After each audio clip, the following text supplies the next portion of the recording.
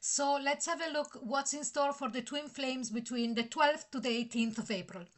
Welcome, welcome, welcome to all of you. If you're new, I hope you're going to enjoy this reading and decide to stick with us and be part of our family. And if you're a returning viewer, so well to see you again. Okay, so without further ado, here we are starting with the energy of the week for the twin flames, and let's have a look. Yin Yang, absolutely brilliant. So what is happening here, it's like as if the universe is giving you a bit of a preview.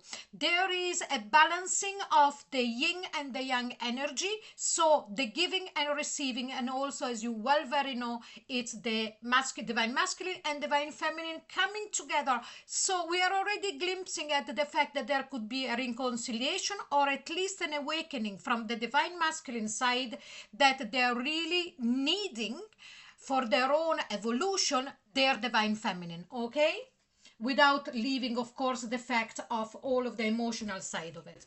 But now, as the part that I really enjoy is to see what is the divine masculine up to during this particular week of April, okay?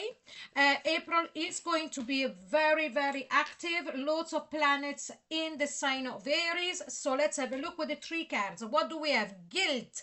Here we go. So immediately what pushes the divine masculine of really starting to understand, being aware of his need for his divine feminine, it's that because he realizes that whatever action he has taken up until now, they have been not only counterproductive, but they have hurt his divine feminine, okay? Let's see what he will do about this. Participation, yes, I say he, but it could be a she, but you know, I mean the divine masculine, realizes that whatever happened, he had a part to play on it, and he has a part to play also in the reconnection with his divine feminine. He's not just a spectator, he's not somebody that life happens to. He has got to take the reins, okay? And what do we have then? Control, okay? So there is a great point, turning point here that I'm sensing very strongly.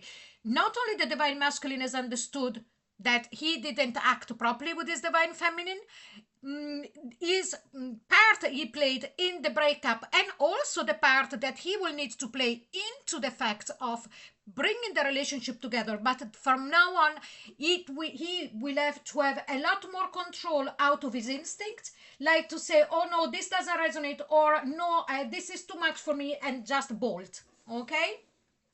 So very good kind of energy, very good week, turning point, as I said.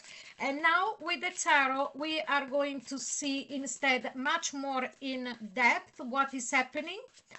Could be about you, divine feminine, or about the divine masculine. So let's have a look here. And what do we have? The Chariot, movement forward, victory. You see, I don't know, I'll have to put this because there is nudity there, okay? So if you can see, the divine masculine here is really reaching and holding on to his divine feminine, okay? Because there is that need, and he wants to succeed. He wants to become part of his divine feminine. Out of the bat, immediately there is this surge, this understanding, and then the devil's card, okay? So two major arcana. Divine masculine cannot, even if they wanted to, they cannot in any way, shape, or form not being aware of this emotion, these feelings, this sensation that they're getting, with the devil card as well here, that is saying, listen, you think you're after freeing yourself from this, but this is not a punishment. This is part of your soul's growth. Okay, so you will have to go through it, and I'm not going to let you go until you understand and then take action for that. And it's followed by a 5 of Cups. Yes, crying over spilled milk, guilt. Okay, what did I do? So with all of this energy of the Chariot and the Devil's card, here we have got a person, a divine masculine, that is really aware of having made huge mistakes, okay? And what do we have? The 9 of Pentacles. Here it's you, divine feminine, really standing in your own ground, in your own power, and just having become very independent. And you can see the difference here of the two energy of the divine masculine and the divine feminine. You're like, I am blossoming within myself, and whatever the divine masculine is doing, well, he'll have to go through it himself. And then is followed by the Knight of Cups. Here it comes the Divine Masculine. Not only is feeling all of those I mentioned before, he also sees you as very grounded, very independent. And now here it comes with the Knight of Cups. Now, I always mention that for me, the Knight of Cups is a very nice energy and so on and so forth, but it can be a bit flaky. Is it just in the sport at the moment because this person is feeling all of these terrible feelings without you, or is it something that really has understood fully? Now let's keep going, and here we've got death. Okay, so we've got the death and rebirth of your Divine Masculine, something that doesn't serve him anymore. He was actually taught a very hard lesson here. The universe left him, of course, do what he wanted, and with, you know, I suppose without control, in the fact of, oh no, we are not twin flames, or no, I don't feel what I feel for you, I need to be free, and so on and so forth. You left it be, and now here was the backlash. Okay, so all of that taught him then to transmute all of this, because it had to. Let's see what we have got at the bottom of the deck. We have got the World card.